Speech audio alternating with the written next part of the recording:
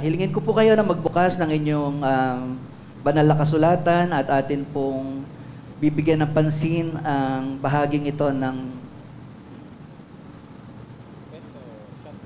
banal na kasulatan sa Efeso chapter 6 verse 17. At kung nandyan na po kayo, anyayahan ko po kayo muli na magsitayo at tayo po isama-samang magbigay ng paggalang sa pagbasa ng salita ng Panginoon.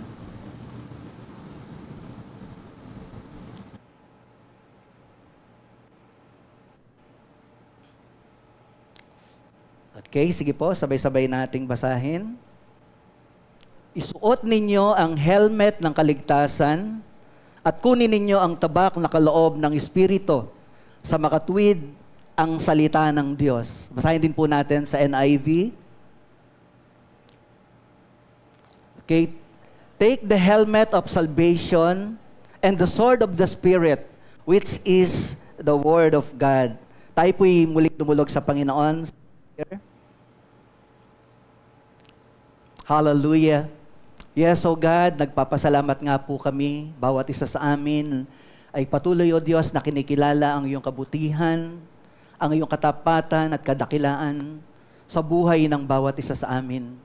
Salamat pong muli, O Diyos, sa mga pagtugon sa aming mga panalangin, hindi lamang sa mga material, kundi lalong higit, O Diyos, sa mga pagtugon mo doon sa mga sitwasyon na nangangailangan kami ng karunungan, nangangailangan kami ng iyong gabay at patnubay at hindi mo kami pinabayaan.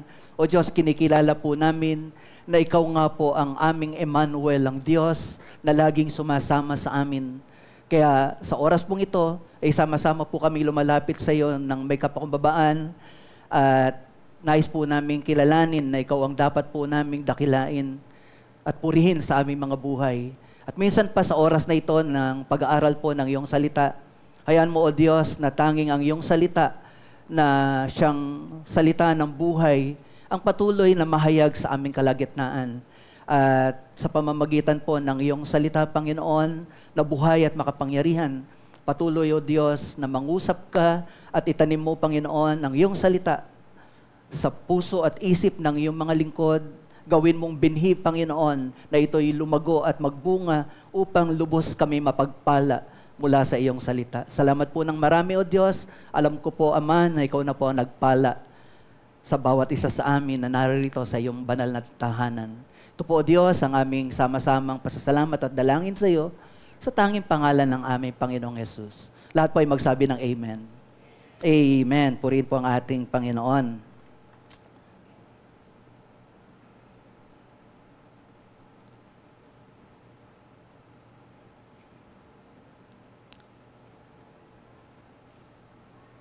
Amen. Purihin po ang Diyos. Ang ating pong paksa ay may kinalaman po sa pagsusuot ng helmet of salvation. At yan po ay makikita natin dyan po sa bahagi ng banal na kasulatan na ating binasa sa aklat po ng Efeso chapter 6 verse 17. Ang Panginoon po, every time na meron po siyang bahagi na nais ituro sa bawat isa sa atin, makikita po natin na isang paraan ng pagtuturo ng Diyos upang agad nating maunawaan ang kanyang salita. Gumagamit po siya ng mga ordinaryo o mga simpleng mga bagay upang ilarawan o ibahagi sa atin ang katotohanan sa pamamagitan po ng mga bagay na kanyang ginagamit na halimbawa.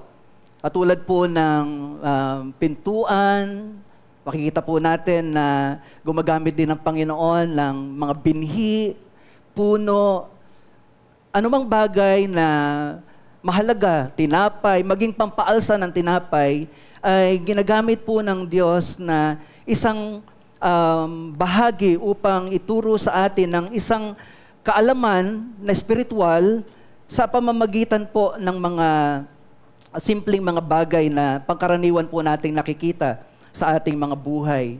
At dito po sa bahagi ng banal na kasulatan na atin pong binigyan ng pansin, makikita po natin dito na si Apostle Paul naman po ay gumamit din po ng isang larawan ng baluti o armor of a soldier para po ipakita sa atin yung kahalagahan ng pagpapanatili o pagbibigay ng pagpapahalaga, lalo na sa mga spiritual na bagay. Makikita po natin dito kay Apostle Paul na sa pagtuturo niya ng mga essential truths about our spiritual life, ay gumamit po siya ng armor of God para ipakita sa atin na sa ating pakikipagbaka, sa ating paglakad sa buhay pananampalataya, at tulad tayo ng mga sundalo ng Diyos, at tulad tayo ng mga sundalo na kailangang handa sa pakikipagbaka. At ang isang sundalo, ang isang warrior noon, ay, kasi nakabilanggo noon si Apostle Paul nung ito po ay isinulat niya, at habang siya yung nagsusulat, nakita niya na may nagbabantay na soldier sa labas ng kanyang selda. At ginamit niya ito na larawan para po sa atin na sinusulatan niya ng kanyang salita mula sa aral ng Panginoon, ay itinulad niya ang ating pakikipagbaka sa buhay na ito na kailangang handa tayo na makipagbaka sa gawa ng kaaway. At para tayo maging mananagumpay sa pakikipagbaka, kailangan meron tayong suot-suot na baluti o yung tinatawag na armor of God. At alam natin na bahagi ng armor ay yung tinatawag na belt of truth, breastplate of righteousness, yung shield of faith, feet ready for spreading the gospel, and also yung helmet of salvation. At dito sa chapter 6 ng Ephesians, verse 17, ay ito yung tututukan natin o bibigyan natin ng pansin na kung saan ito yung huling bahagi ng armor. Nang sabi nga dito sa ating binasa sa Ephesians chapter 6, verse 17, na sabi, isuot ninyo ang baluti o helmet of salvation, at iniutos din sa atin na kunin din natin o taglayin din natin ang salita ng Diyos, at ito'y walang iba kundi yung sword of the Spirit, kundi ito yung salita ng Diyos. Kaya ngayong oras po na ito, yun po yung ating bibigyan ng pansin. Bakit mahalaga na kailangan nating suot lagi? Bakit iniutos ng Diyos, ng salita ng Diyos, na kailangang isuot natin ang helmet of salvation? Kaya ang tanong, why the need to wear the helmet of salvation? Para saan po ba yung helmet? Ano ba ang purpose nito? Well, alam natin na ang purpose ng helmet is for protection. Now, sa atin din po, dahil ang ating pananampalataya ay tinawag na helmet of salvation, ang atin pong helmet ang nagpo-protect sa atin, sa ating isipan, laban sa kasinungalingan ng kaaway. The helmet of salvation is our protection against the lies of the enemy. So every day, as a believer, lahat po tayo ay humaharap po sa pakikipagbakang espiritual. Tandaan niyo po, Ephesians chapter 6, verse 12, ang ating pakikipagbaka ay hindi laban sa dugo at laman. Ibig sabihin po, hindi tayo ang dapat nag-aaway-away bilang mga tao. Ang utos sa atin ng Diyos, ibigin ang kaaway. Hindi kaawayin ang mga kapwa natin, kundi mag-ibigan tayo.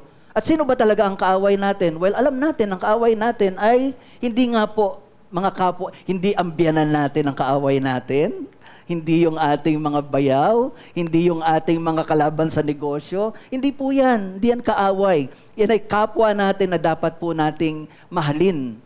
Ang tunay nating kaaway, walang iba kundi ang dyablo. Kaya sabi po ng banal na kasulatan, we wrestle not against flesh and blood, but every principalities, powers. Yan po yung tunay na kalaban natin. And every day, yung pakikipagbaka po natin na yan ay nagsisimula sa ating isipan. Kaya napakahalaga na mayroong protection ang ating isip laban sa mga pandaraya ng kaaway. And the best way to protect our mind against the lies of the enemy is to always wear the helmet of salvation. Amen po ba? Kaya nga sabi po ni Apostle Peter sa unang Pedro chapter 5 verse 8, humanda kayo at magbantay, ang dyablo ng kaaway ninyo ay parang leong umaatungal at aali-aligid na humahanap ng masisila. So makikita po natin dito na maliwanag po na sinasabi sa atin, ang dyablo hindi nagpapahinga, laging nagmamatsyag, naghihintay sa bawat isa sa atin na masilo niya. Kaya anong dapat nating gawin? Ano bang purpose niya? Bakit siya naghihintay? Bakit niya tayo gustong siluin? Kasi nga, gusto niyang makapandaya. Kaya kung hindi tayo handa sa atake ng kaaway, hindi natin suot ang ating helmet of salvation, then may posibilidad na ang atin pong kaisipan ay madaya ng kaaway at to the point na ang ating pananampalataya, magkaroon tayo ng pagdududa at sabihin natin na pinababayaan tayo ng Diyos, hindi tayo mahal ng Diyos dahil nakapasok ang pandaraya ng kaaway. Kaya napakahalaga po to wear the helmet of salvation. At yan po yung sinasabi ng atin pong passage. Inuutusan tayo to take the helmet of salvation. Now, sa warfare po, sa pagsusuot po nung ating pong armor of God, ang helmet at saka yung sword, ito po yung last two pieces of armor na isinusukbit. Kumbaga ito po yung kahuli-hulihang mga piyesa na sinusuot ng isang mandirigma. And kapag isinuot mo ang helmet, alam natin that helmet means discomfort. But the helmet, though putting it on means hot and uncomfortable, but wearing it on would ensure the soldier to be out of impending danger. Kahit na yun yung iniisip mo kapag kasuot mo, hindi talaga komportable. Lalo na ngayon sa ating mga mananaka, yung mga riders po natin. Marami tayo dito mga uma-attend na may mga motor. At alam natin kung gaano kahalaga ang helmet. Pero hindi po comfortable isuot ang helmet. Pero ganun pa man, kapag isinuot mo ang helmet, alam ko na ang iniisip po ng isang rider, ini-ensure ng kanyang helmet na pag merong impending danger, at least yung danger na yon, tinutulungan siya ng helmet na maiiwas sa impending danger. Kaya yun po yung kahalagahan, maging sa spiritual na kalagayan. Bawat isa sa atin ay katulad ng sundalo, dapat suot-suot din natin ang helmet of salvation sapagkat bawat isa sa atin humaharap sa pakikipagbaka sa kaaway at pag tayo po ay merong helmet of salvation, bagamat uncomfortable, bagamat parang mainit, but as God's warrior or soldier, we feel safe wearing the helmet of salvation. So wear the helmet of salvation. Tandaan natin na ang kaaway po, isa sa atake ng kaaway is pagbibigay ng doubt o pag-aalinlangan sa bawat isa sa atin. At anong epekto kapag ang doubt ang pumasok sa ating isipan? Ito po. Once doubts set in your mind, the next thing you know, you are living a discouraged life, feeling defeated, fearful, unable to go on, thinking of backing out, or even contemplating of quitting. Yan po yung kalagayan kapag ang doubt ay nagsimula pong pumasok sa ating isipan. Pag-aalinlangan, pero pwede pong later on maging dahilan para ang pag-aalinlangan ito, simpleng pag-aalinlangan, ay maglayo sa isang mananampalataya sa kalooban ng Diyos. Now, bakit ito nangyari? Sapagkat hindi nabantayan ang isipan doon sa katotohanan na kayo at ako ay ligtas dahil sa biyaya ng Diyos. Kaya nga kung matatandaan niyo po si Eva, ano ang ginawa ng kaaway? Binigyan lang siya ng doubt. Totoo ba? Samantalang totoo naman dahil yun ang sinabi ng Diyos. Pero anong pinakinggan ni Eva? Yung tanong na totoo ba? Kaya nung pumasok yung tanong na yon, in-entertain niya yung daya ng kaaway, ano po ang nangyari? Kaya nakita natin, nakapasok ang deception ng kaaway. So mga kapatid sa Panginoon, napakahalaga to wear the helmet of salvation. Amen? Kailangang suot po natin ang helmet of salvation. Bakit po? Because the enemy targets our mind. At ito po yung central processing unit ng ating buhay. And once na na-target niya yung ating mind at nagkaroon tayo ng pagdududa sa salita ng Panginoon, sa ating tunay na katayuan kung sino tayo sa harapan ng Diyos, then unti-unti, nagtatagumpay na ang gawa ng kaaway sa buhay ng bawat isa sa atin. At hindi natin dapat yan bigyan ng lugar. Kaya nga, ang sabi ng banal na kasulatan, wear the helmet of salvation. When you put the helmet of salvation, it gives you the confidence and safety during attacks from the enemy. Pagsuot niyo po ang helmet of salvation, pag kayo'y conscious and aware that you are called by God, you are chosen by God, kayo po ay anak ng Diyos. Kapag maliwanag sa inyo ang katotohanan ito na dahil sa inyong pananampalataya kay Kristo, kayo'y ligtas. Hindi dahil sa inyong mga ginagawa, kundi dahil sa tapos ng ginawa ni Kristo doon sa krus. Kapag itong mga bagay na ito, ang laging laman ng inyong isipan at puso, kahit na anumang sitwasyon ng inyong buhay, araw-araw na nandyan atake ng kaaway, hindi magtatagumpay ang kaaway. Bakit po?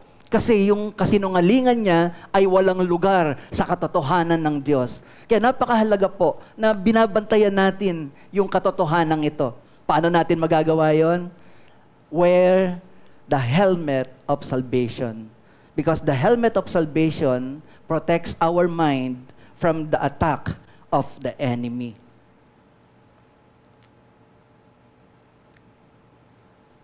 Kaya ngayon po, ang tanong na sasagutin natin o tingnan natin, bakit ang armor, bakit hindi unang ipinasuot sa atin yung helmet of salvation, bagamat ito yung mahalaga? Bakit ito yung panghuli kasama ng sword of the Spirit? Why not put on your helmet first? Well, kung titingnan po natin, meron pong tamang order ng pagsusuot ng armor. At ang tamang order po ay yung belt of truth, yung breastplate of righteousness, yung shield of faith, at saka yung sandals para sa paa, and yung helmet of salvation, and then yung sword of the Spirit. Yan po yung proper order. Pero ang tanong, why not put on the helmet first? Ang reason, the helmet of salvation is not listed first because it is not the foundation of the armor, but rather, it is a part of it.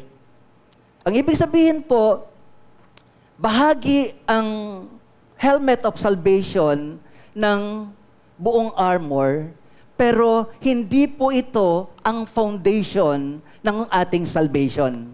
Tandaan niyo po, ang pinag-uusapan natin dito yung salvation. Kaya itinulad ito sa helmet of salvation. Ang salvation natin ay kabuuan ng ginawa ng Diyos sa atin. Narinig natin ang salita ng Diyos, which is the belt of truth.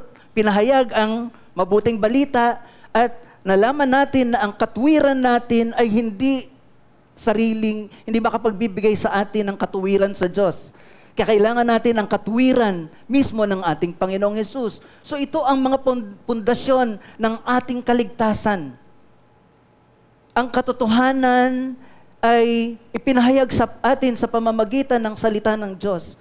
Kaya nung tayo po ay tumanggap, narinig natin ang mga katotohanan ito, naunawaan natin ang buong plano ng Diyos sa ating buhay, nung tayo po'y nanampalataya, then, yung kabuuan, yung helmet of salvation, yun po yung tinatawag na completion ng plano ng Diyos sa atin. Kaya, hindi po siya ang una, sapagkat ang helmet ang kalubusan ng atin pong kaligtasan. Kaya kung titingnan po natin, ang ating kaligtasan ay nagsimula doon sa katotohanan na naunawaan natin, tayong lahat ay naligtas dahil lamang sa biyaya ng Diyos. Ang pundasyon ng ating pananampalataya ay hindi sa pamamagitan ng sarili nating mga gawa kaya tayo naligtas. Efeso chapter 2 verse 8 and 9, dahil sa kagandahang loob ng Diyos ay naligtas tayo sa pamamagitan ng inyong pananalig kay Kristo, at ang kaligtasang ito'y kaloob ng Diyos, hindi mula sa inyo. Hindi ito dahil sa inyong mga gawa, kaya walang dapat ipagmalaki ang sino man. So, ito yung katotohanan. Ito yung belt of truth na kapag pinanghawakan natin itong katotohanan na ito, anong mangyayari? Ang tinanggap nating katotohanan ang magpapalaya sa atin. Ano pang katotohanan ang sinasabi ng Biblia patungkol sa atin? Roma chapter 3 verse 10 and 23. Ayon sa nasusulat, walang matuwid, wala kahit isa. Sapagkat ang lahat ay nagkasala at walang sinumang karapat-dapat sa paningin ng Diyos. So ito yung belt of truth na pinanghahawakan natin.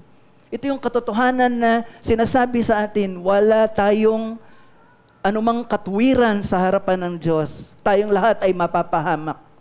Ano po ang sabi ng 2 Korinto chapter 5 verse 21? Hindi nagkasala si Kristo, ngunit dahil sa atin, siya ibinilang na makasalanan upang makipag-isa tayo sa Kanya, at pansinin niyo yung naka-highlight, at mapabanal sa harapan ng Diyos sa pamamagitan niya. So our righteousness, yung ating katuwiran at kabanalan, ito po ay kaloob ng Diyos sa atin sa pamamagitan ni Kristo. Tayo po na nanalig kay Kristo ay binanal ng ating Panginoong Hesus. Kaya again, ito po yung pundasyon ng ating pananampalataya na wala tayong ginawa. Lahat ang Diyos ang gumawa para sa atin. Sa NIV, ang sabi po ng 2 Corinthians 5:21, God made Him who had no sin to be sin for us, so that in Him we might become the righteousness of God. Ngayong tayo ay meron ng katuwiran ng Diyos, yun na ngayon ang ating pinanghahawakan. We are righteous because God made us righteous by faith in our Lord and Savior, Jesus Christ. Kaya yung helmet of salvation, ito po ang naghahayag ng completion ng ating kaligtasan. Kung pinanghawakan natin ang mga katotohanan ito, tinanggap natin ang katuwiran ng Panginoon, then ipinagkaloob sa atin ang kaligtasan. Ngayong nasa atin ang kaligtasan, dapat alam natin ito, at kung alam natin ito, dapat lagi nating inaalala, lagi nating suot-suot, huwag nating kakalimutan.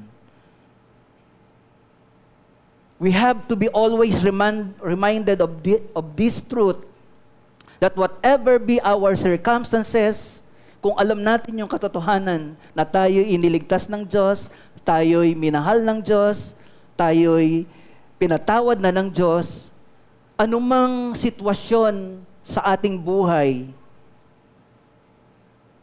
itong mga bagay na ito ay hindi dapat makaapekto sa ating buhay, pananampalataya, lalo na may kinalaman sa ating kaligtasan. It should remind us that God, despite our being a sinner, God deeply loved each one of us. Yan po ay sinasabi ng Jeremiah chapter 31 verse 3. Tayo po ay mahal ng Diyos. Ikalawa po na dahilan, bakit hindi po ang helmet of salvation ang unang dapat isuot na piece of armor? Second reason, the helmet of salvation, kapag ka ito po ay tinignan natin, it means remembering always the ultimate victory and protection that comes from knowing and trusting in the salvation offered through Jesus Christ. So, kaya panghuli na isinusuot natin ang helmet of salvation kasi yung ating kaligtasan, yun po yung nagpapaalaala sa atin ng katotohanan na lahat ng ginawa ng Panginoon sa atin na nakumpleto na at dahil ito'y tinanggap natin by faith at pinagtitiwalaan natin yung ginawa ng Diyos para sa bawat isa sa atin. Katulad po ng ating team ngayon sa atin pong anniversary, Transform from Glory to Glory. Na sa pamamagitan ng ginawa ng Panginoon sa bawat isa sa atin, hindi lamang niya tayo kayang iligtas, kundi kaya niya tayong baguhin mula sa kaluwalhatian hanggang sa kaluwalhatian at dadating ang Panginoon na ibang-iba na tayo doon sa dati nating pagkatao. Hindi na yung dating buhay natin ng kadiliman, ng kasalanan, ang makikita ng Panginoon sa kanyang muling pagbabalik.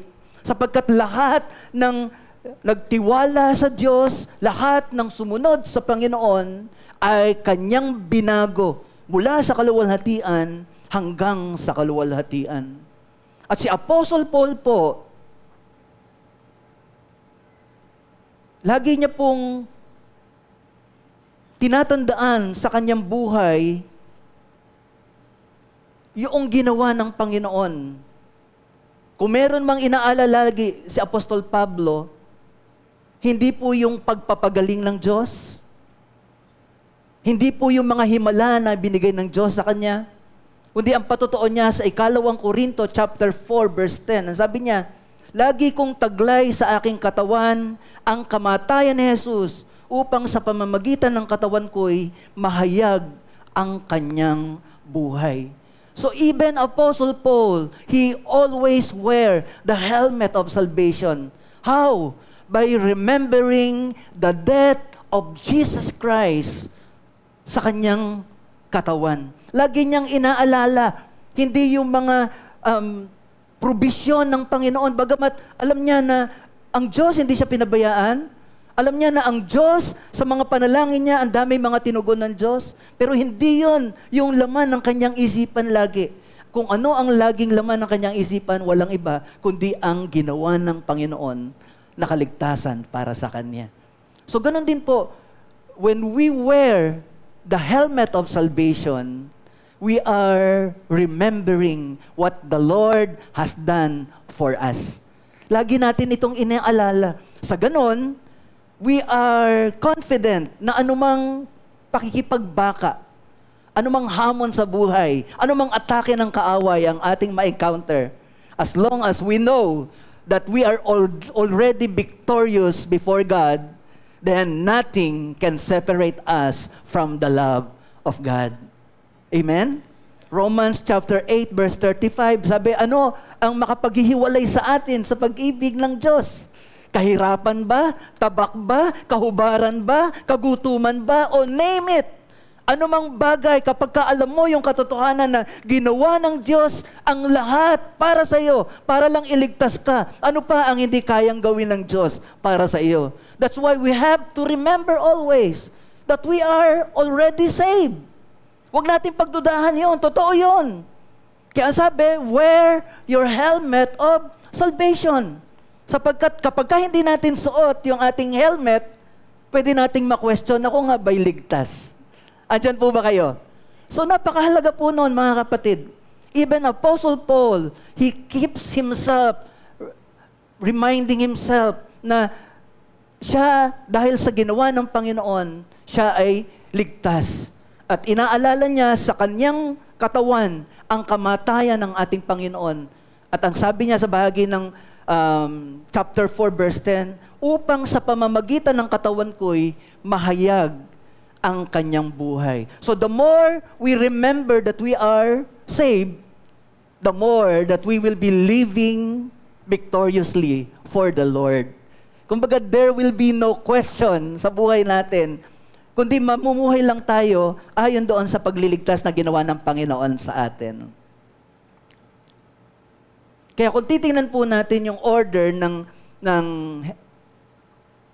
armor, it is right na yung helmet of salvation ang pinakahuli sapagkat ito yung culmination. Yun po yung third reason bakit po hindi inuuna ang helmet sa armor kung hindi panghuli. Because salvation is a protection that comes only from the Lord. Ibig sabihin, after narinig natin ang salita ng Diyos, after na pinanghawakan natin yung katotohanan na tayo ngayon ay matuwid na dahil kay Kristo, at tayo ay mayroong shield of faith, at mayroon din tayong feet ready para sa paghahayag ng salita ng Panginoon. Then, pagsuot na natin yung helmet of salvation, ibinigay sa atin, ibig sabihin, kaya ang sabi doon sa NIV, take the helmet of salvation. Ibig sabihin, tatanggapin na lang natin. Kasi ibinigay sa atin ang kaligtasan ng Diyos. So, ganun din po mga kapatid sa Panginoon. Salvation is a gift from God. At dahil ito'y binigay sa atin ng Diyos, kapag lagi nating inaalala yung katotohanan na yon, na tayo'y binigyan na ng Diyos ng kaligtasan, it protects our minds from the attacks of the enemy, na kapag tayo po ay dumadaan sa mabigat na sitwasyon, at minsan yung iba po ay nagtatanong, ako ba talaga'y pinili ng Diyos? Ako ba talaga'y anak ng Diyos? Di ba, minsan may mga ganong tanong sa ibang mga mananampalataya dahil sa mabibigat na mga sitwasyon ng kanilang buhay. Pero ano pong gagawin natin? Babalik lang tayo doon sa katotohanan. Tayo'y ligtas dahil ipinagkaloob sa atin ang kaligtasan. Hindi natin ito na-earn. It was given unto us by faith. So tinanggap natin ito by faith, kaya dapat ipamuhay din natin ang ating kaligtasan by faith. And when we are wearing the helmet of salvation, we are using the helmet as protection against the lies of the enemies. Amen po ba? Kaya mga kapatid, huwag niyo pong pagdudahan ang salita ng Diyos na siyang naging basihan ng inyong kaligtasan. Ang kaligtasang tinanggap ninyo, hindi po yan mula sa tao. Yan po'y kapahayagan ng salita ng Diyos. Ngayon, kung yan ang inyong pinangahawakan, huwag din ninyong hayaan na yung daya naman ng kaaway, yung panglilinglang ng kaaway, ang magbigay sa inyo ng lugar para pagdudahan ninyo yung pangako ng Panginoon. Tandaan ninyo, ang Diyos ay katotohanan, ang dyablo ay kasinungalingan. Kasino po ang inyong pakikinggan? Ang dapat nating laging pakinggan ay ang salita ng Diyos, ng katotohanan. Never doubt the Word of God na tinanggap natin. Sabi nga, ang lahat ng bagay sa mundong ito ay lilipas, ngunit ang salita ng Diyos ay mananatili magpakailanman. Amen? So we have to protect our mind. Kasi nandyan yung katotohanang tinanggap natin that we are children of God. We are saved by grace through faith. Amen? At ang kaligtasang ito ay hindi dahil sa ating mga ginagawa. Kung meron man tayong ginagawa ngayon, kung tayo man ay naglilingkod ngayon, kung tayo man ngayon ay sama-sama na sinasamba ang Diyos, tayo sama-sama na nagbibigay ng ating mga kaloob para matagpo ang pangangailangan ng iglesyang ito, ginagawa natin ito as a result of our faith in the Lord. Dahil tayo iniligtas. Hindi dahil nagbibigay tayo para tayo maligtas. Hindi. That's good work. Tayo po iniligtas ng Diyos, kaya ang buhay ng mga iniligtas, ang resulta ay gumawa ng mabubuting gawa. Ang sabi po ng Efeso chapter 2 verse 10, tinawag tayo ng Diyos, we are God's workmanship. At ano ang purpose? For us to do good works. Noon pa man, inihanda na tayo ng Diyos para sa gawang mabuti. Pero ang problema, dahil nga po naagaw tayo ng kasalanan, namuhay tayo noon sa kasalanan, pero kung babalikan niyo po, ang sabi ng banal na kasulatan, noon pa man, ang lahat ay nilikha ng Diyos para gumawa ng mabuti. Kaya nung tayo na ibalik na sa pamamagitan ng pananalig natin kay Kristo, muling nagpatuloy yung plano ng Diyos sa atin. Ano yun? Na tayo'y inihanda ng Diyos para sa gawang mabuti. Kaya ngayon po, mabuti po ba ang sumamba sa Panginoon? Yes, mabuti po yan. Mabuti po ba ang manalangin, ang magbigay, ang tumulong, magkawang gawa? Mabuti po yan. Yan na po talaga yung dapat nating gawin. Pero hindi po yan ang nakapagliligtas. Pero dahil nga po tayo'y iniligtas na ng Diyos, ang atin pong buhay ngayon ay nakakayag ang mabubuting gawa. Kaya napakahalaga po that we wear the helmet of salvation. Now, regarding po sa helmet of salvation, let me give you 3 reminders about our helmet of salvation. Number 1, since ang atin pong salvation ay katulad ng helmet, ano po ang dapat gawin? Of course, always wear the helmet on. Ang ibig sabihin po niyan, kung yan po ay helmet, dapat po ang helmet ay isinusuot. Why? Because having something does not ensure someone will experience the benefits that comes only by using it. So hindi po ibig sabihin na meron ka ng isang bagay, pero hindi mo ginagamit yung isang bagay, hindi ginagarantiya ng pagkakaroon mo ng bagay na yan, na mararanasan mo yung benefit ng bagay na yan sa pamamagitan ng paggamit mo nito. Halimbawa po, what's the use of having a Bible if you are not reading it? May Bible ka nga, at ang sabi ng banal na kasulatan, John chapter 5 verse 39. Ang sabi, ang banal na kasulatan, matatagpuan mo, ang banal na kasulatan ng mga ito ay nagtuturo patungkol sa Panginoong Hesus. At ito ang nagpapatotoo patungkol sa Panginoong Hesus. So yun po yung sinasabi ng Bible. Eh, ang problema, kung hindi mo babasahin ang Bible, paano mo malalaman, paano mo makikita na ang Biblia ay nagtuturo ng kaligtasan at makikilala mo ang Panginoong Hesus? Ganon din po ang sinasabi ng 2 Timothy chapter 3 verse 15. Alam mo na ang banal na kasulatan, sabi, alam mo na mula pagkabata, ang kausap ni Apostle Paul, si Timothy. Kasi si Timothy, isang Hudyo, at the same time, Greek, yung kanyang mga yung bahagi, Hudyo at Griego hati. At ang sabi ni Apostle Paul kay Timothy bilang kanyang disipulo, dahil lumaki si Timoteo na talagang ang salita ng Diyos ay pinapahayag sa kanya ng kanyang mga magulang. Kaya sabi na po ni Apostle Paul kay Timothy, alam mo na mula pagkabata na ang salita ng Diyos ay nagtuturo ng daan ng kaligtasan sa pamamagitan ng pananalig kay Kristo Jesus.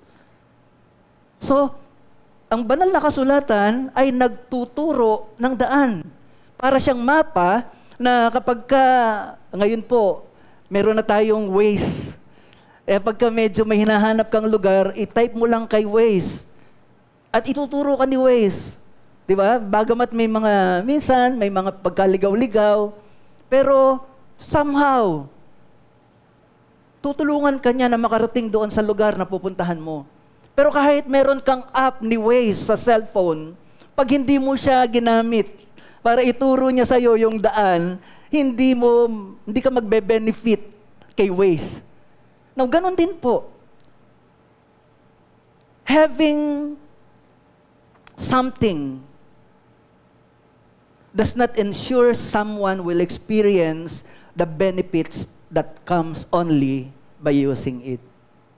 Another example, halimbawa po, kung meron po kayong sugat at mayroong prescribe ang doktor, alam po naman natin, di ba, pag sugat, lalo na pagka a-applyan ng ointment, mahapdi. Pero dahil yun ang prescribe ng doktor, anong kailangan mong gawin? Of course, kailangan mong i-apply kasi gusto mong gumaling yung sugat mo. Pero minsan, narinig lang natin na, naku, mahapdi yung gamot na yan. Kaya, binili mo, hawak mo yung ointment, pero ayaw mong gamitin. Kasi alam mo, mahapdi yung gamot na yon. Di ba? Pero dahil gusto mong maranasan yung epekto, gusto mong maranasan yung paggaling ng sugat, kailangan mong i-apply yung gamot. Kaya kahit mahapdi, i-apply mo siya. So, the same thing, mga kapatid, sa Panginoon. Kaya ang utos sa atin, wear the helmet of salvation. Hindi mo lang hawak-hawak. Kailangan isuot mo talaga siya. Bakit? Kasi ang ating salvation ay helmet. Andiyan po ba kayo? Ang helmet, hindi hinahawakan. Ang helmet is sinusuot. So wear the helmet of salvation. At bilang helmet of salvation, dahil helmet ang ating kaligtasan, remember, always wear your helmet on. Secondly, wear it properly. Sapagkat ang inyong kaligtasan ay helmet, at ito ang purpose is to protect the head, hindi yung siko. Nakita na po ba kayo ng helmet na nakalagay sa siko? I think meron yata ako dyan na picture. Instead na sa ulo ilagay yung helmet, yung iba po ay, nandito, nakita ko mga rider nakasuot sa siko. Ano bang pinoproteksyonan ng helmet sa siko? Ito matindi. May mga helmet na nasa top box. Sa halip na isuot, nandun lang sa top box. Ganyan ba ang inyong pananampalataya? Ganyan ba ang inyong kaligtasan? Paglabas nyo ng bahay, nakalimutan nyo na kayo'y ligtas? Pag nasa church, purihin ang Panginoon, hallelujah!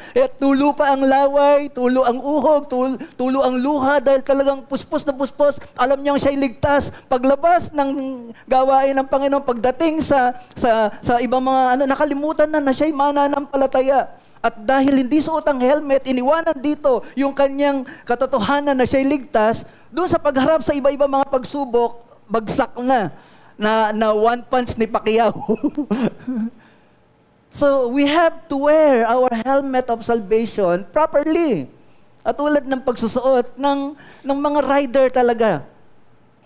Dapat isuot natin ito ng tama. Kaya nga inutusan tayo, isuot ninyo, sabi ng banal na kasulatan, isuot ninyo ang helmet ng kaligtasan at ang pagsusuot ng helmet sa ulo.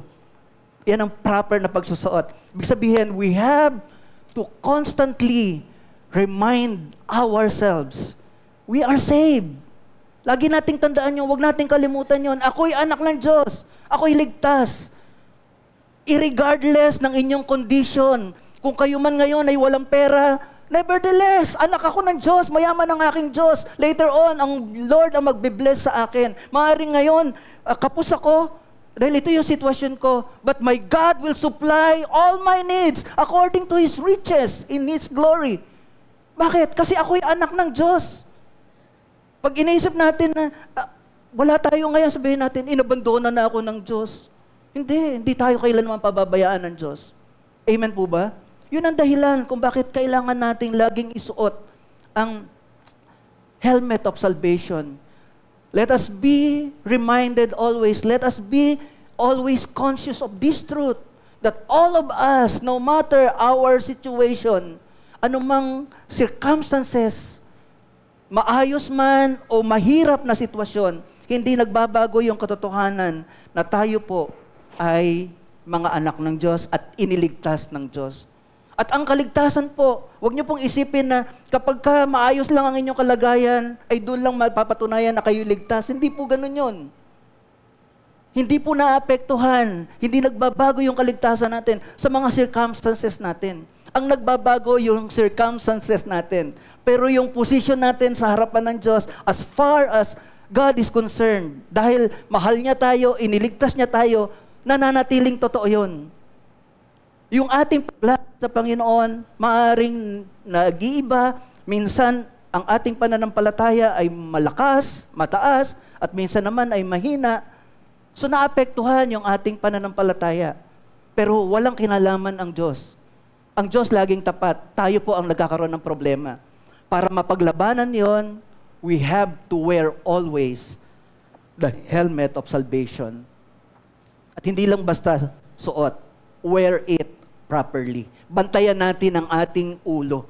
Bantayan natin ang ating isipan upang anumang daya ng kaaway ay hindi makapanaig. Hindi tayo pasukin ng anumang pag-aalinlangan sa mga pangakong ibinigay sa atin ng Diyos. Amen? Palakpakan po natin ang ating Panginoon. And thirdly, panghuli po, wear the genuine helmet of salvation. Now, tandaan niyo po, again, ulitin ko po, since our salvation is compared to a helmet, kailangan suot lagi. At dahil ito ay helmet, kailangan isuot ito properly sa ulo. Pero hindi sapat yon. Kailangang ma-determine mo na yung gamit mong helmet, kahit suot mo yan sa ulo mo, it should be genuine, original. Marami pong naglipanan ng mga substandard or fake helmet. At kapag ka fake helmet, kaya po nagkaroon po ng batas, LTO, dahil ang alam nga nila, ang substandard na helmet ay hindi po magpo-protect fully sa isang tao sa anumang danger. Hindi fully magkakaroon ng sapat na protection. Kaya meron pong standard ng helmet na ipinasa or sinubmit sila at ito lamang yung kategorya na dapat gamitin ng mga riders in the street. Ganon din po sa bawat isa sa atin. Ang kaligtasan po na atin pong tinanggap ay kaligtasang mula sa Diyos at ito'y katotohanan. Pero alam po natin na marami pang iba na naghahayag ng kaligtasan din. Kaya dapat alamin natin, dapat kung kaligtasan to na sinasabi ng Biblia na tinatayuan ko, tapos kaligtasan din ito na sinasabi nila kaligtasan, pero pag tiningnan mo ang kanilang buhay, pag tiningnan mo ang kanilang ang aral, ay hindi ayon sa salita ng Diyos, alin dyan ang tunay na kaligtasan? Kaya dapat tayo bilang mga mananampalataya, yun yung sinasabi sa atin ng banal na kasulatan, that we need to be sure. Katulad ni Apostle Pablo, take the helmet of salvation. Ang sinasabi niya dito, yung katotohanan ng kaligtasan na mayroon ka, tiyakin mo na yan talaga yung kaligtasang tinanggap mo. Bakit? Dahil mismong si Apostol Pablo, ang sabi po niya sa Galatia chapter 1 verse 8 and 9, maging kami, bakit po? Kasi nga po, mayroong darating na mandaraya. At ang sabi ni Apostle Paul, maging kami o isang anghel man mula sa langit, ang mangaral sa inyo ng iba, kaysa mabuting balitang ipinangaral namin, pakasumpain siya. At inulit niya uli, sinabi na namin at inuulit ko, kung may mangaral sa inyo ng iba kaysa mabuting balitang tinanggap ninyo, pakasumpain siya. Now, ito pong pagsumpa ay hindi naman po yung katulad ng talagang parang yung nandun yung galit mo, na sinusumpa mo mapahamak yung tao. Ang sinasabi naman ditong pagsumpa is, ibig sabihin, wag kang, kung alam mong kasamaan o kasinungalingan yung dala niya, wag ka na makiisa sa kanya, layuan mo siya, pandirihan mo siya. Bakit? Sapagkat sinasabi dito ni Apostle Paul, pansinin niyo po, pag merong apostol o anghel na mangaral ng ibang mabuting balita. So, ibig sabihin, may totoo at mayroong hindi totoo. At tayo bilang mga anak ng Diyos, ano ang paalala ni Apostle Paul? Again, wear the helmet of salvation. At tinitiyak na Apostol Pablo na itong helmet of salvation na pinasusuot sa atin, yun yung alam nating katotohanan mula sa salita ng Diyos.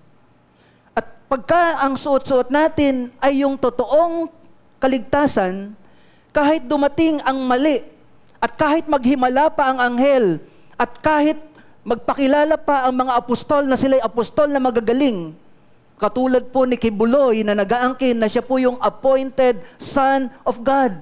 Kahit siya na po yung pinakamahusay na mangangaral at mag-angkin, pero ang tinuturong mabuting balita o kaligtasan ay hindi ito yung kaligtasang itinuturo ng Diyos, ang turo ng banal na kasulatan, pakasumpain siya. Bakit? Kasi po, sinisigurado ng banal na kasulatan na meron lamang isang tunay na kaligtasan. Hindi lahat ay pare-pareho ng kaligtasan. Kailangan alam natin yung tunay na kaligtasan. At ano ba ang mabuting balita? Alam naman natin ang mabuting balita. Romans 1:16, hindi ko ikinahihiya ang mabuting balita tungkol kay Kristo, sapagkat ito ang kapangyarihan ng Diyos sa ikaliligtas ng bawat mananampalataya, unay sa mga Hudyo at gayon din sa mga Griego. Pag pinag-usapan ang power of salvation o yung kapangyarihan ng pagliligtas ng Diyos, ang magliligtas sa atin ay ang Ebanghelyo. Hindi natin dito pinag-uusapan yung pagpapagaling. Kung gusto mo na kagalingan, dumalangin ka sa Diyos, pagagalingin ka. But it does not mean pinagaling ka ng Diyos, ibinigay niya sa iyo ang kaligtasan. Magkaiba po yun. Kung humingi ka ng provision sa Diyos at ibinigay ng Diyos ang provision mo, then mabuti po yun. Pero hindi nangangahulugan na may provision ka ay kasama na noon ang kaligtasan. Ang kaligtasan ay tinanggap natin sa pamamagitan ng pananalig sa mabuting balita. At ano ba ang mabuting balita? Si Kristo ay namatay para sa ating kasalanan. Si Kristo ay nalibing para yung ating kasalanan hindi na alalahanin pa ng Diyos. Burahin na yon. At siya'y muling nabuhay bilang patunay na kung paano merong muling pagkabuhay, tayo naman ay makapamumuhay sa bagong buhay na inihanda ng Diyos para sa bawat isa sa atin. Hindi na tayo mamumuhay sa dati nating masamang buhay. So yan po yung kaligtasan, yan po yung mabuting balita. Kaya ang sabi ng banal na kasulatan, ang mabuting balita, ang kapangyarihan ng Diyos sa ikaliligtas ng bawat sumasampalataya kay Kristo.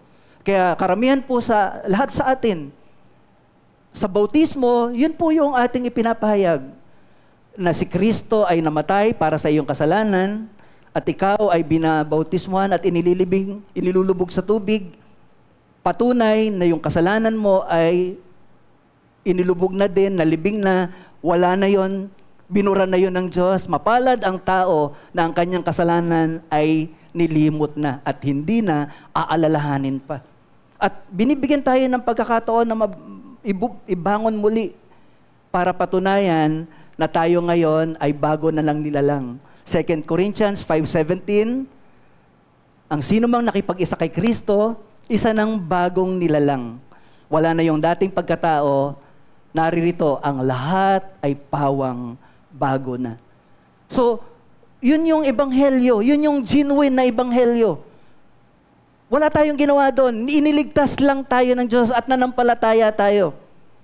Kaya kung meron pa pong mga ngaral sa inyo ng ebanghelyo, malibang pumasok kayo sa aming kalipunan, doon lamang kayo maliligtas. Hindi sapat yung ginawa ni Kristo. Kailangan maging kabilang ka sa aming kalipunan dahil aming kalipunan lang ang nagliligtas.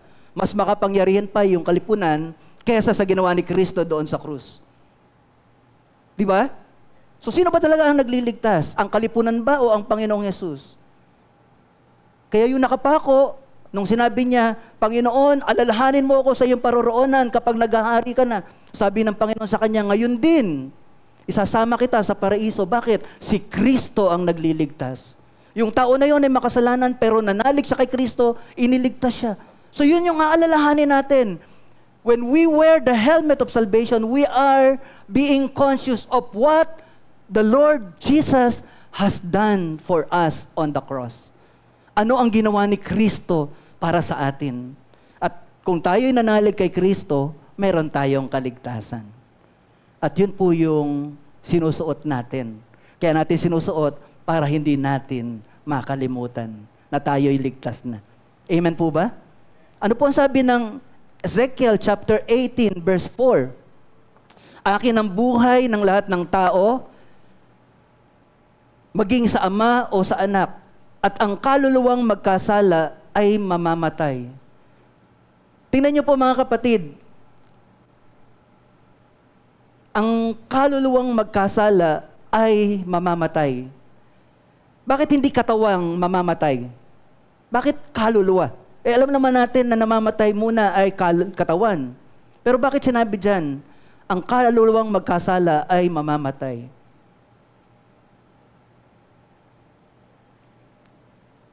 Napansin niyo po ba sa version? Hindi po sinabi na ang katawang mamamatay ay parurusahan. Dahil hindi po mapaparusahan ang katawang lupang ito. Ang katawang lupang ito ay mabubulok lamang. Pero yung ating kaluluwa na hindi nakikita, yung ating espiritu na hindi nakikita, yan po'y nagpapatuloy. Nandyan po yung ating emotion, nandyan yung ating will, nandyan yung ating intellect, nandyan din yung ating conscience. Kaya lahat ng ginawa mo, mabuti man o masama, kahit yan maitago mo sa iyong kapwa, dahil sa iyong konsensya, hindi yan na lilingid. Sabi ng Proverbs, binigyan tayo ng Diyos ng konsensya, kaya wala tayong maitatago kahit anumang bagay. Kaya ano ang gagawin ng Diyos sa kaluluwang nagkasala? Yung kaluluwang nagkasala, yan po yung mapaparusahan. Kaya kailangan yung kaluluwang nagkasala ay maligtas para hindi na maparusahan. At yun na nga po ang katotohanan na alam natin, na dahil sa mabuting balita, bagamat tayong lahat ay mapapahamak, binigyan tayo ng Diyos ng kaligtasan at buhay na walang hanggan. At yun yung lagi nating tandaan. Tayo'y naligtas dahil sa ginawa ng Diyos, hindi dahil sa ating mga ginawa. Amen po ba? At yun po yung genuine salvation na dapat po nating suot-suot. Now, bilang pagtatapos po, tandaan niyo po mga kapatid, helmet is used to guard our mind, which is the most vital part of our head. Kaya merong helmet dahil kailangan bantayan yung pinakamahalagang parte ng ating buhay. At yun ay walang iba kundi yung ating isipan. At ang ating isipan po, alam naman natin katulad ng computer, ito yung nagpapatakbo ng lahat ng parte ng ating katawan. Kaya pag ang isang tao ay tinuring na brain dead, kahit na may hininga pa siya, kompleto pa yung kanyang mga internal organ, pero useless na din siya kasi brain dead na. So ganun din sa atin, kapag ka nadaya tayo ng kaaway, kapag ka doubts and discouragements na ang nagbabantay, naghahari sa ating mga isipan, at yan ay dadalhin sa ating puso. Kapag ka doubts and discouragements and deceptions of the enemy ang naghahari sa buhay ng isang mananampalataya, ano po ang mangyayari?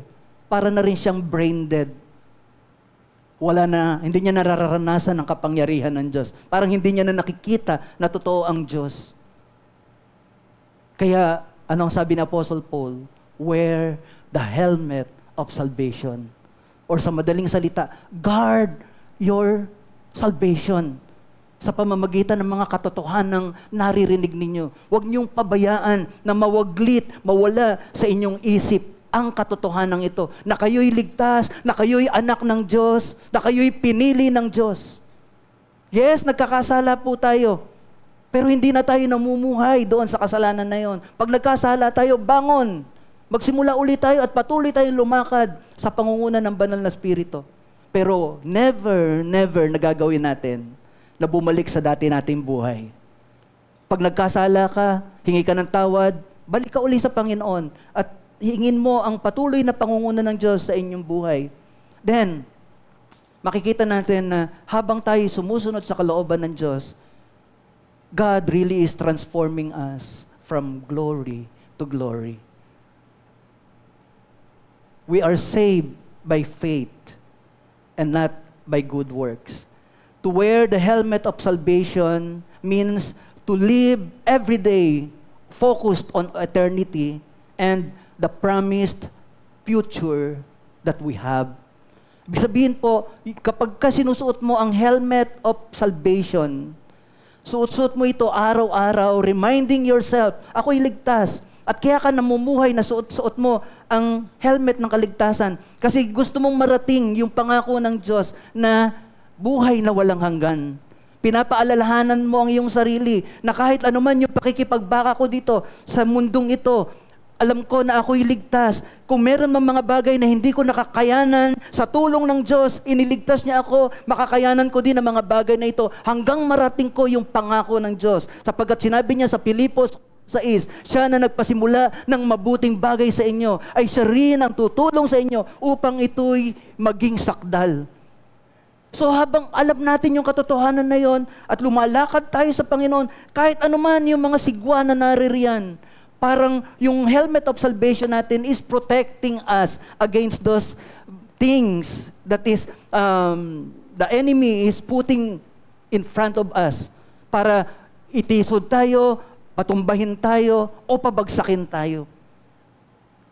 Kaya napakahalaga mga kapatid sa Panginoon, lagi po nating isuot or in simple word, alalahanin lagi na tayo ay ligtas at tayo ay mga anak ng Diyos. Amen? Wear your helmet of salvation. Bilang pangwakas po, Hebreo chapter 2, verses 1 hanggang 4. Kaya nga dapat nating panghawakang mabuti. Pansinin niyo po, may bahagi tayo. Sa atin ibinigay ang kaligtasan, ano daw ang dapat nating gawin? Panghawakang mabuti. Kaya nga, dapat nating panghawakang mabuti ang katotohanang narinig natin upang hindi tayo maligaw. Yan yung bahagi natin. Yan yung pagsusuot natin ng helmet. Ang salitang ipinahayag ng mga anghel ay napatunayang totoo at ang bawat sumuway o lumabag dito ay tumanggap ng kaukulang parusa. At alam niyo po ang sinasabi na yan, pag tinignan niyo po ang aklat ng Judas, makikita niyo po yung mga anghel, meron silang dating kalagayan sa langit, pero dahil sumuway sila sa kalooban ng Diyos, sila po'y napaalis sa langit. Why? Kasi hindi sila nanatili sa kanilang tunay na kaligayan. Binaliwala nila yung katotohanan. Pero ano sabi ng Panginoon? Pansinin niyo ang verse 3. Gayon din naman, hindi tayo makaiiwas sa parusa kapag hindi natin pinahalagahan ang kaligtasang ito na napakadakila. Wearing the helmet of salvation is protecting the salvation that we have. Kung mahalaga yan, hindi mo yan basta-basta iiwanan. Cellphone nga, maiwanan lang ko saan-saan, nag-aalala ka na. Di ba? Naku, saan ko na iwanan? Di lalo na kung kaligtasan na napakahalaga, hindi mo yan basta-basta babaliwalain. Kung alam mo na ikaw ay ligtas, ipamuhay mo ang iyong kaligtasan. Suot mo lagi ang iyong kaligtasan. Tandaan mo, saan ka man naroroon, hindi ka lang ligtas pag nandito ka sumasamba. Mula Lunes hanggang Sabado, ligtas ka pa rin. So, the way you communicate sa iyong pamilya, sa iyong mga kaklase, sa iyong trabaho, o saan ka man naroroon, ikaw ay laging ligtas. Hindi lang pag nasa church tayo. Hindi natin hinuhubad yung ating kaligtasan. Lagi natin itong dala-dala. Pansinin niyo po sa NIV yung verse 3. How shall we escape if we ignore such a great salvation? So hindi ang Diyos ang may problema kapag tayo po ay nadaya. Si Eva, nung nadaya po siya, hindi po problema ng Diyos. Pero ang problema, yung consequence, hindi nakaiwas si Eva. Tinanggap nila yung parusa. The same thing with us. How shall we escape if we ignore such a great salvation? Ibig sabihin, pansinin niyo yung word, ignore. Kung alam mong mahalaga ang iyong kaligtasan, pero hindi mo pinahalagahan ang iyong kaligtasan, yan yung word na pag-ignore. At yung nag-i-ignore, nagbabaliwala sa napakahalagang kaligtasan, Yun yung parurusahan. Pero kung hindi mo binabaliwala ang kaligtasan, inaalala mo ito, lago mo itong sinusuot, then hindi magtatagumpay ang gawa ng kaaway sa buhay mo. Amen? We are to wear the helmet of salvation. Lagi, properly, and of course, dapat yung totoong kaligtasan ang atin pong ipinamumuhay. Palakpakan po natin ang ating Panginoon. Amen.